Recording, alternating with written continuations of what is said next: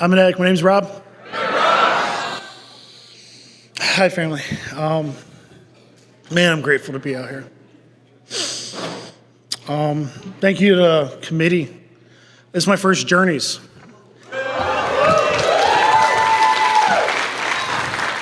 A lot of people from my area come out here, and I understand why, but man, this is beautiful. This is beautiful. I love seeing the, seems like you guys are tight-knit out here. That's wonderful. And the area, I love nature stuff. I just love it. My wife and son are at the point right now. They've been hiking and trailing and swimming all day. So thank you to the committee. Thank you to sponsor, my sponsor, Wayno. Where'd he go? Oh, there he is. I love you, brother. Man, thank you.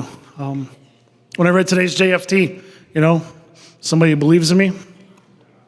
Even though I was talking about, like if you're having a hard time staying clean, I think of Wayno, I think of my wife. I didn't believe in myself. I didn't think this would work, right? I came here just to make my wife happy. Well, I did. It ain't gonna work, but I'll make her happy. It was 2008. I want to start a little bit of where I'm at right now because I'm probably going through the roughest part of my recovery. I start tearing up already, but I think I'm handling it well. In January, my mother got diagnosed with cancer in her lungs. And at this point, it's in her liver and her brain, too. She did the radiation on the brain. That seemed to go well. Now she's doing chemo, lost her hair, and she keeps getting sick. About 10 minutes before I left, after I left yesterday on the way out here, my dad called to say she's in the hospital again for some heart racing stuff. They kept her overnight, so I didn't almost come here. I stopped there first, and they told me, like, she's stable now, go do your thing, we'll call you. I'm 6 hours away max, I talked to her at 5. She's doing well. They're keeping her in there to keep going on her, but when she found out late last year that, like the doctors said, like you should go get tested for cancer, apparently. I'm learning about cancer as this happens, She didn't get officially diagnosed till January, but it was Thanksgiving. She told me she has to see some doctors because they think she might have it. She told me I was the last person in the family she told. I said, why? She said, I don't want you to go get high. I understood that. I was telling somebody that soon afterwards, and they said, how do you feel? Are you mad? She doesn't trust your recovery and this and that. And I started getting mad at that addict. I said, no, she did it out of love. She doesn't want her little boy to get high. No, my parents are really cool. They're not addicts. Honestly, like most of my recovery, they haven't been very involved as much as my wife is, as much as my in-laws are with my recovery. And I've had to learn through the steps that that's okay. They are who they are. They love me. They just don't understand. There's stuff about them I don't understand. Believe me. Fuck. But I told them a few weeks ago that I was coming up here for this. They've brought it up so many fucking times. They keep saying speech. You're going to go give your speech? I'm like, yeah. So you know what I'm saying? Like, they don't understand. And that's cool. Early in my recovery, at one point, probably 2-3 years clean, my father said, you're still going to all those meetings? Why don't you stay home with your wife? And my wife, she's a non-addict, but she's very supportive. She understands the disease. She looked at him. She said, because he goes to those meetings, he comes home.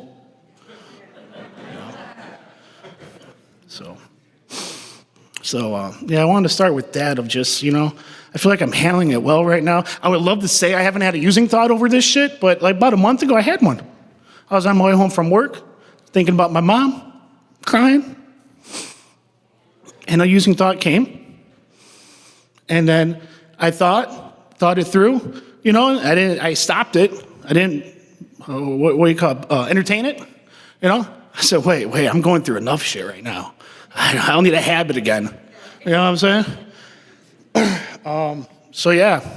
That's where I'm at right now. But I know no matter what, I don't have to use. I know no matter what, I don't have to struggle. You know, I could hurt, I could be in pain, but I don't have to struggle, and I don't have to use, just for today. So let me tell you some of where I come from and all that good stuff, right? And then I could enjoy his convention more. I came in late last night. After leaving late because of visiting my mom and stuff, then I went and got gas on the way here, and I instead of hopping back on 39 North, I hopped on, I think it's 94 West. All right, so when I left, it said like 2 more hours, and then I was driving for what felt like about a half hour, an hour maybe, and I'm like, hey, how much farther? And I looked, 2 hours and 45 minutes, what the hell? Yeah. So my original plan, my wife got off work early at 1:30. They're enjoying a long vacation, my wife and son. He's 12, he's awesome. She's 35, she's awesome, 36. She keeps saying she's 30. Like every year. I tell her, I'm about to be 35. I don't know how you keep being 30, but yeah. She's beautiful. She's beautiful. But yeah, so I didn't get into 11:30 last night, and as soon as I walked in, I saw Medrano, or Mike, Mike. Sorry, Mike. Old habits die hard, right? So where I come from, you know, my parents are not addicts, like I said. I got a younger sibling, she's a non-addict. I realized when I got into the steps that I believe my perception of my childhood was flawed. I always felt like I was poor. For some reason, I don't know why, I just had this conception in life that either you're poor or you're rich. And that means either life sucks or it's good. And my life was poor, so my life sucked. In reality, I grew up in the lower end of middle class, but I wasn't poor. I never went hungry. I always had clothes on my back, always had a roof over my head. But I remember like one point when I was a teenager, my parents, we rented an apartment. It was 2 bedrooms, and I have a younger sister. And at this point, she got the bedroom to sleep in it. Like we stored my clothes in it and toys or whatever, but I slept on the couch. So I just always felt like, oh, I don't even have my own room. We can't afford this. I grew up resenting my parents. My dad always worked 2 jobs, maybe 3 at that point. My mom always worked 1 full-time job. And I grew up, you know, and it wasn't until my first fourth step, I always had a conception. My dad, he was always too busy to spend time with me. And my first fourth step, I got to realize he was always working so much to make sure I don't go hungry. You know, I would have done things a little different maybe, but he wasn't, you know. And then I think I kind of forget about the times he did hang out with me. And now I remember sometimes he did come to my basketball games, you know. So I just always grew up like feeling like pity. I always, as far back as I can remember, I felt like I was less than everybody else. Like I was on a different wavelength. That's how I describe it. I felt I had to try harder than all my peers to fit in. And when I would try something, it would backfire. They would all laugh at me or something, and just more of a loser. So I grew up with, you know, my parents are not addicts. They're social drinkers. As I got older, you know, they told me drugs were bad, drinking's bad. It's probably the only time you'll hear me separate the two. But as my childhood, and I grew up thinking drugs are bad, drinking's bad, and then I always felt off. I always had a lot of babysitters because my parents were working a lot. And then some weird stuff happened with some babysitters, so I always felt like I had to keep secrets from my parents, and just always felt wrong. When I hit puberty is when it really messed with me. I felt like I was a bad person. I'd get high off the feeling of watching pornography or stuff like that. And on my other hand, I felt like I was sinning and going to burn in hell for what I'm doing. So I was conflicting, like, man, I like this, but I'm bad, and then this and that. And I did some shady stuff when I was a teenager. I didn't start using until 15. I like how I word that, like that's late. Right? I don't know. Here's a tip in recovery I found that helps. Don't compare myself to other people. In or out of recovery. It's for life, you know. Just because someone starts sooner or later than me and using or this or that, doesn't matter. But I started using at 15. And at first it was with some friends and just social stuff. And I realized quickly, man, when I'm stoned or drunk, I kind of forget about the stuff I did. I kind of feel comfortable in my own skin, so that's cool. But right off the bat, my friends are telling me, hey, man, you shouldn't drink or smoke every day. I would justify that by going, when I'm 21, this will be legal, and this should be legal, so I'm not causing no harm. Those people doing coke in the back rooms at the parties, those are drug addicts. At 18, I'm that person doing coke in the back room at the parties. And now I'm going, all those people smoking crack and snorting heroin, those are drug addicts. Guess what I'm doing at 20? Snorting heroin and smoking crack. Next thing I know, I'm running out of ways and means to do drugs and this and that. I did a lot of, stuff besides that. But I used from 15 to 23. I probably used against my will most of the time, I remember early in my using when it was, I'm using quotes, just weed and alcohol. Of thinking, I should stop this. My friends, they don't need to do this every day. Why do I need to do this every day? So I talked to a Navy recruiter, thinking if I just joined the Navy, that'll get me away from this shit. I'm really glad I chickened out of that, because if there's anybody here that served, thank you for your service, but I wasn't joining. Yeah, somebody, thank you. Thank you. I wasn't going to join for the right reason. I would have gone AWOL, get in trouble, somehow more trouble. So I used from 15 to 23, and by 21, man, I remember thinking, oh, my friends are going to jail, going to prison, dying. My original crew I hung out with, they were not addicts. They joined the military. So one of them did. They started college or careers or families. And I would realize, man, I'm still working at the gas station. I get paid Wednesday. I'm broke by Thursday. I'm just borrowing cigarettes and hustling all week at 21. So I just had the feeling like now my friends were all drug addicts, dying and going to prison, like I said. And I'm like, man, I'm going to be dead by I'm 25. I fully believe that at one point in my life. I'm going to be dead by the time I'm 25. Next month, I'll be 35. I just say that because I never, I had, 7 years clean probably or so when I turned 30. When I turned 30, I cried like a baby that day. I've made it to my 30s. Holy shit, who would have thought? Who would have thought? But at 21 is when I believe the God of my understanding introduced my wife to me. This was still 2.5 years before I got clean. Man, my wife is amazing. I remember the day I met her. I worked at Shell. She came walking in to get coffee. I found out later she was always coming in before work to try to get my attention. For some reason, she thought I was cute. I don't know why. I had 2 work shirts. My mom would do my laundry sometimes. So I don't know how often they got clean. I wasn't the best at grooming. All my money went to dope or cigarettes, right? But she came in. Violent Femmes, Blister in the Sun, was on the radio, which is ironic for anyone that knows that, because that song's about getting high. And she comes in and she's dancing low. And I'm like, wow, look at that girl. Now, I didn't tell you guys already, but my addiction really messed with my sex life, right?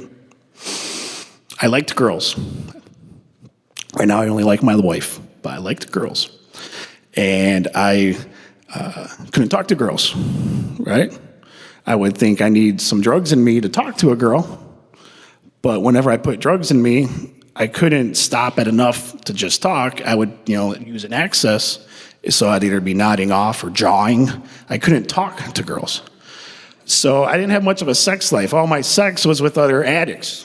It revolved around using, and it wasn't very good. And I remember at one point, as a late teenager, thinking, maybe I'm gay. I don't find men attractive, but it's not working out with the girls. What's wrong with me? So I met my wife. And she gave me her number. I didn't even ask for it. She wrote down her number and handed it to me. I honestly thought she's messing with me. Put it in my back pocket, right? She came back in a couple days later, like, you didn't give me a call. I'm like, oh, I lost your number. She goes, here it is. Gave it to me again. When she left, I matched it up. I'm like, oh, shit, it's real. True story.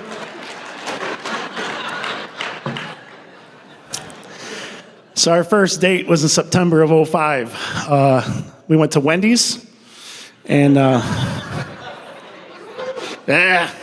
took her out.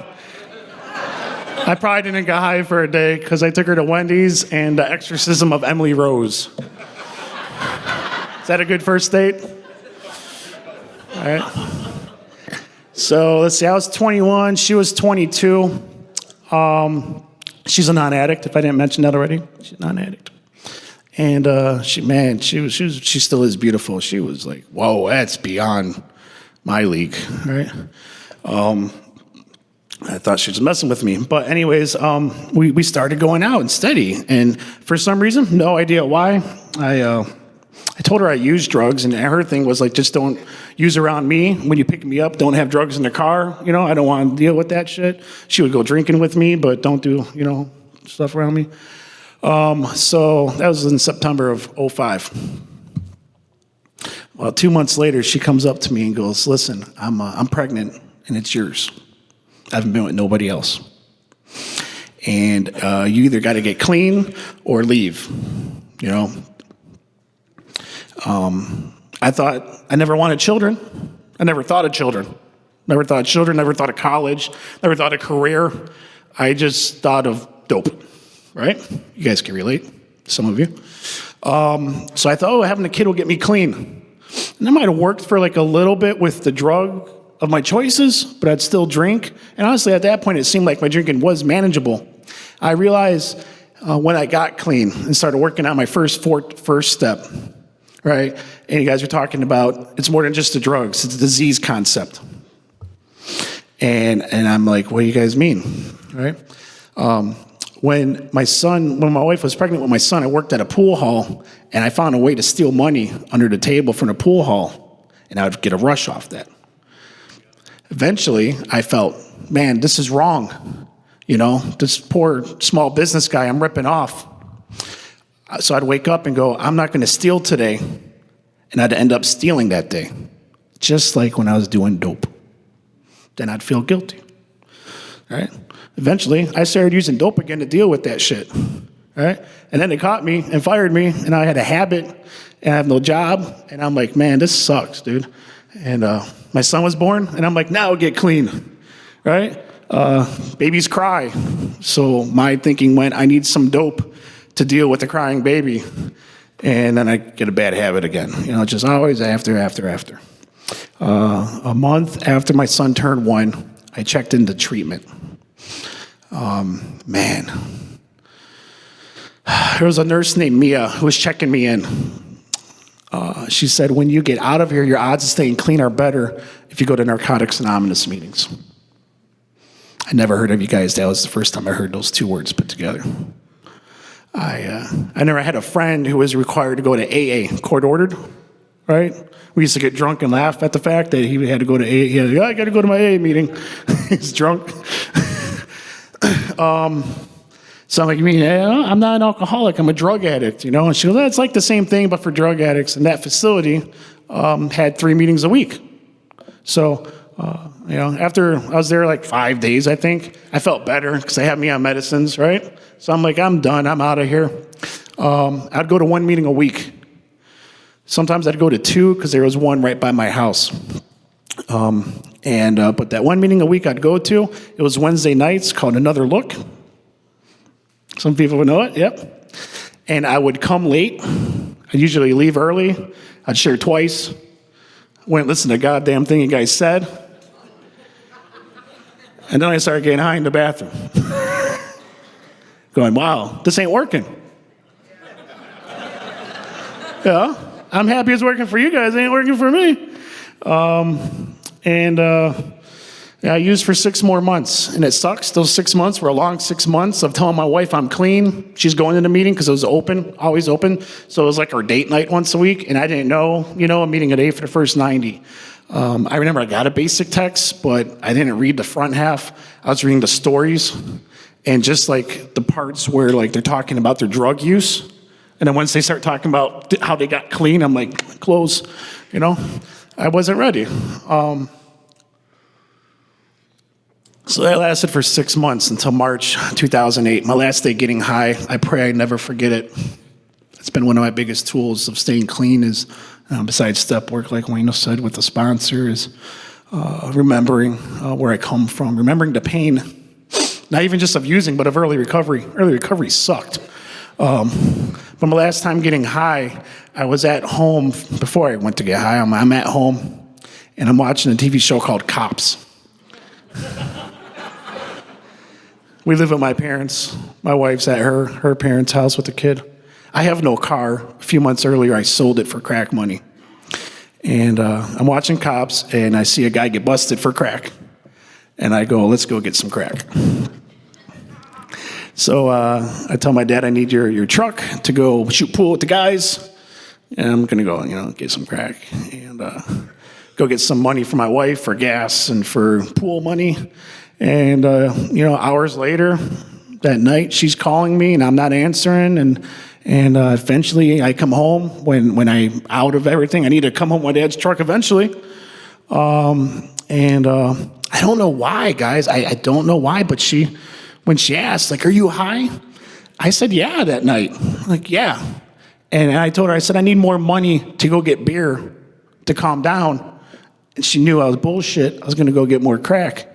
So we almost fought, and luckily I've never hit my wife, but I remember almost hitting her that night, I break my morals when I'm in my addiction, And I ended up getting another bag that night, and my wife's crying all night, and at the end of that morning, when I'm all out of drugs, I remember thinking, where can I get a gun to blow my brains out?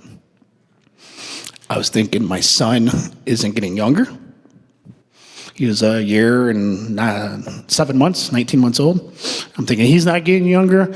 I'm tired of hurting my wife. My parents have gave up on me, but they just let us live with them, and they're good, but they just kind of fuck it. He's gonna, they like cared more for her and him. They let us live together for them, and I'm just like, where can I get a gun? But when I talk to some non-addicts about my past, they might think like they picture Scarface or something when I talk about coke. It wasn't me, I was a piece of scum, drug addict, picking carpet. So I didn't know where to get a gun even. And I remember that night my wife saying, either leave or do what they say to do in those meetings. I didn't think it would work, but in order to still have a roof over my head, I had a heavy nicotine addiction at the time, and she bought my cigarettes because I had no job. I started going to meetings. And I did get a sponsor a few weeks earlier. His name was Chad. And I never called him till I got clean, really. And I'm really glad that was on the Sunday morning that I finished getting high that last time. I didn't go to that meeting again on Wednesday night. Another look. I don't even know if I knew about the other meetings between then, besides the Saturday one I went to sometimes, But I met him at that meeting. An addict named Brian T. gave me my white key tag. I remember running late to that meeting, and they did the key tags early at that meeting. And I was so much like, man, I'm a loser, that I'm like, I can't even get a white key tag, like, you can't come after that, So I shared, and an addict named Brian T. got up with the key tags to give me one, and I'm all like, thinking like, you're breaking the rules, you're gonna get in trouble. But nah, man, give me a hug and a key tag. How cool is that? Hugs speak volumes to me, man. I didn't think it was going to work, but I thought I'd keep my wife off my back. That first sponsor said, let's get into step work right away, threw me into that flat book. I worked my first time through the steps out of the flat book. Some people love it, some people hate it. I find what works for me with my sponsor. when I do H&I and people go, how do I work the steps and how fast do I work them? Get a sponsor.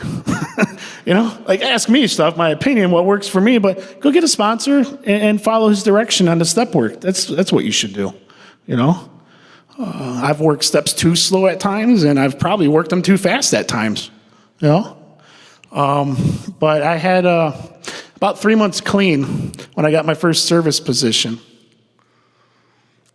I was at another meeting at that facility. That was on Monday nights called Gratitude in Motion. And I stayed for the business meeting for some reason. I think it was my first business meeting. And they go, we need a secretary. You should be the secretary, Rob. And before I got clean, I watched Monday Night Raw. You guys remember that? Probably some people still watch it. I'm getting back in UFC right now. If you subscribe, this is not an endorsement. But if you subscribe to UFC's YouTube channel, they're posting up a bunch of old content right now. Amazing. It's one thing I did watch with my dad. See, my memories are like he neglected me, and I forget that, wait, we watched Ultimate Fighting together when I was young, So they're like, you should be secretary.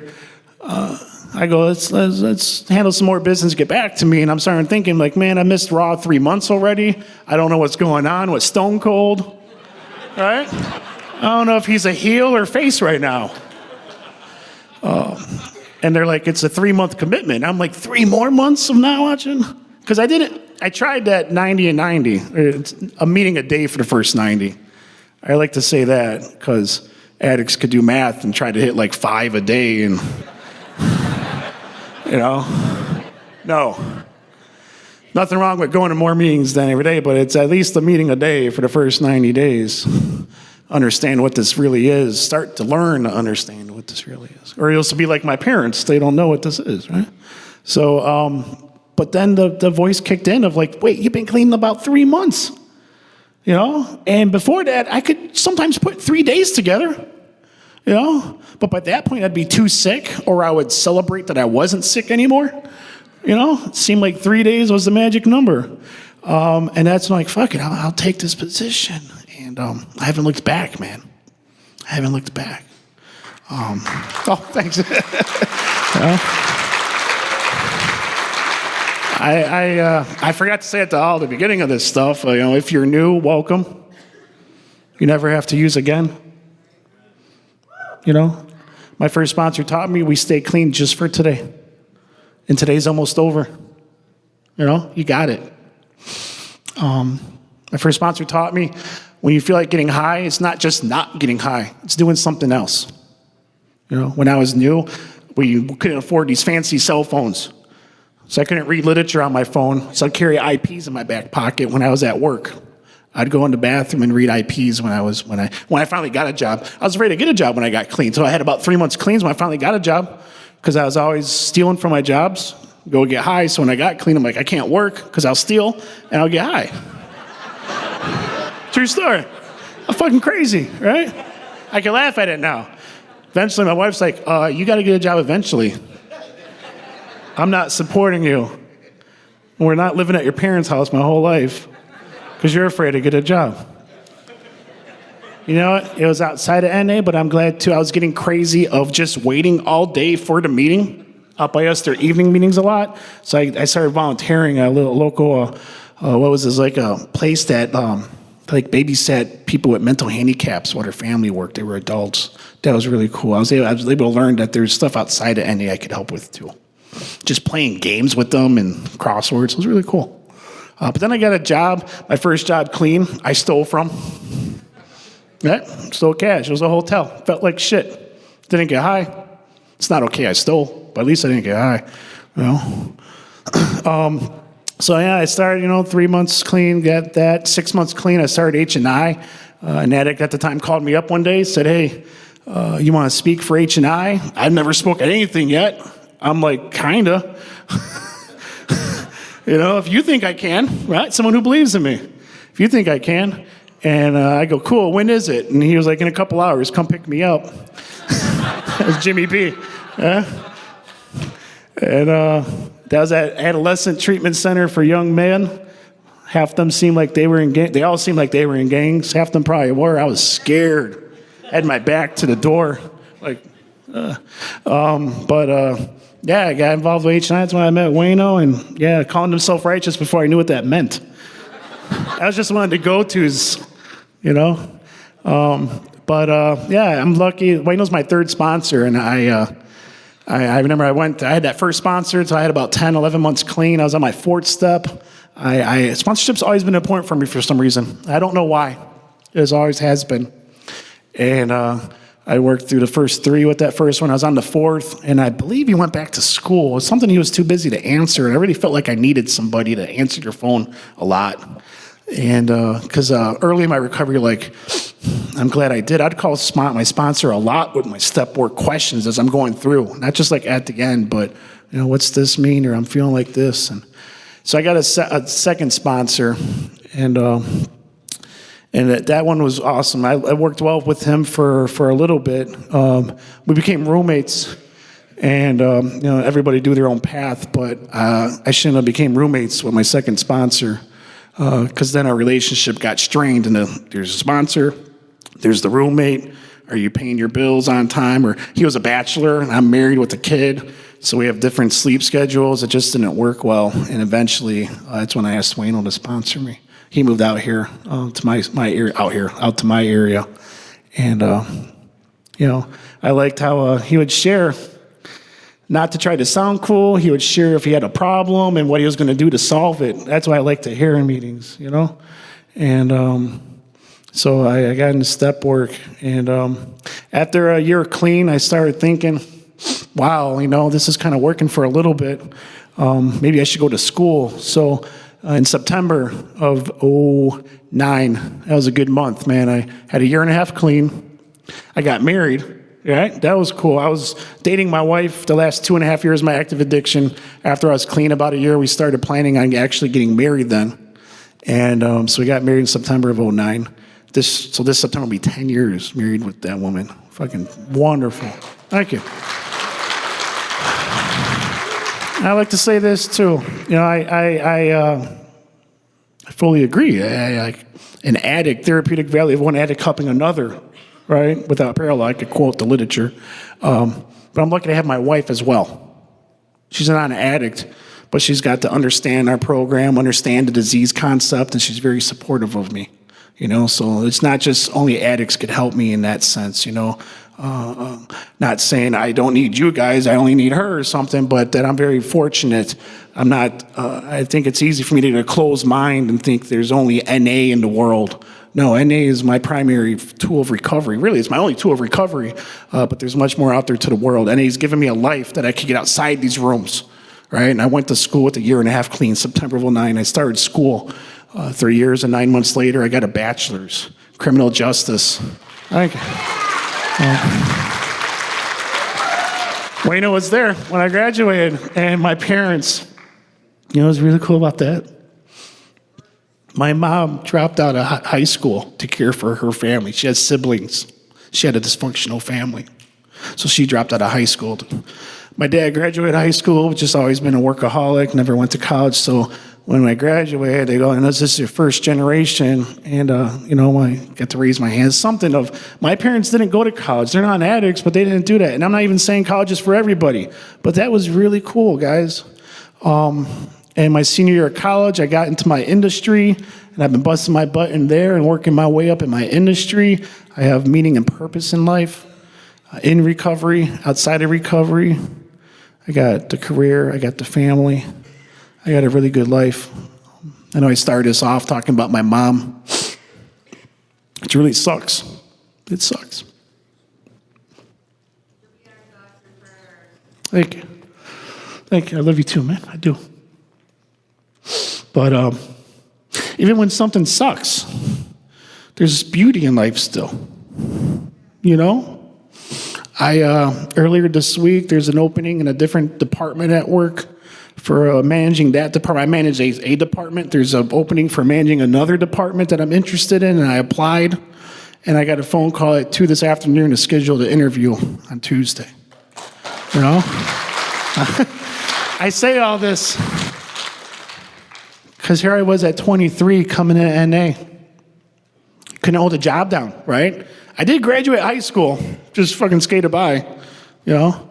Couldn't hold a job down, couldn't, you know, my parents would count their change in their car. You know what I'm saying? They get mad. Why'd you take all my quarters? What are you talking about? You should have took them out if you didn't trust me. How about that? You should have. You knew better. You know what I'm saying?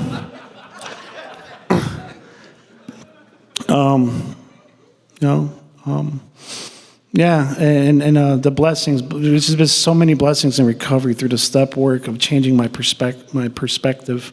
I went to a workshop earlier today, parenting in recovery. If there's any parents in recovery in here, man, it could be a struggle. It's tough sometimes. Throw that first step on there, powerless over my child.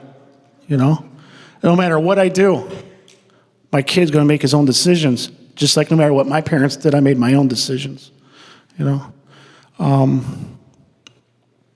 but I'm at peace with a lot of my life. I'm at peace with my mom. When I was talking about the step work earlier, I should have worked the steps faster at some point because it was when I was on my my first ninth step, and I froze up. I lost that willingness in the eighth, right? I owed my grandmother direct amends. I was never close to her before recovery. I was a using addict. When I got clean, I didn't immediately get close to her, but our relationship got better. And I remember at some point, my wife and me thinking, man, she's not getting younger. We should take her out for lunch sometimes. So we'd go out I think we aimed for once a month, but it worked out.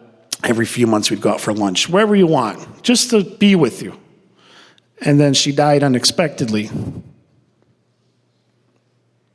I didn't get to make those direct amends to her. Because even though I wrote the hell out of 8-step, I lost that willingness, and I was like, I can't do it, you know? I finished, my mom got sick earlier this year, and I finished paying her off. She didn't even want the money, really, you know? It was fucking, that's for me. You know? Thank you. That's fucking for me. But yeah, I'm glad I got comfortable up here.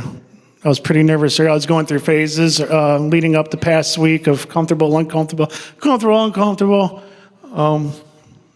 Know my story. Just tell your damn story. You know what I'm saying? If you're new, please find what works for you, and I hope you get as many blessings as I did, as I continue to get, and I believe it's a direct result of working through these steps. When I was talking earlier about my wife, I think I came in very atheist. I remember when I was 19, I gave up on the God that I was raised with. I thought, you're not real because I'm a drug addict, which is funny to talk to something you're not believing in.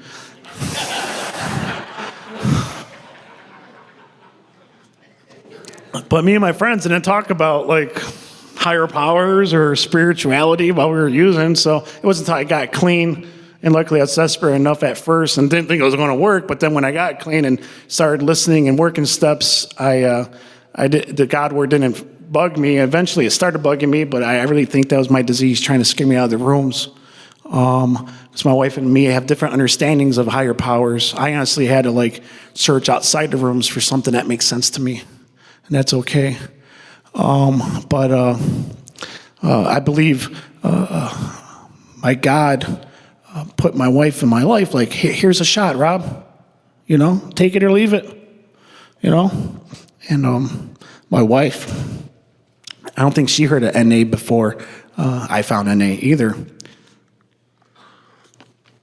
When she was young, she had a dream that she was going to marry somebody in Alcoholics Anonymous. How creepy is that? Yeah, how creepy is that? If only I drank instead of dope, right? That wouldn't be up here. So anyways, with that, I just want to say I love you all. I'm truly, with where I'm struggling out, my mom's stuff we're dealing with, this is where I'm so grateful I got our program. You know, to fall back on, to be there for them, to stop at my mom's hospital before coming here. because I couldn't do that back then. I had to take my mother-in-law one time to get a damn oil change, and I didn't show up, and they just blew up my phone. I couldn't do that. So I'm really grateful to be here. I'm looking forward to tomorrow with all these beautiful workshops out here, and man, we don't do that by us. We can't. I got a gas station on every corner by me. Yeah, I love you all, and I'll keep coming back.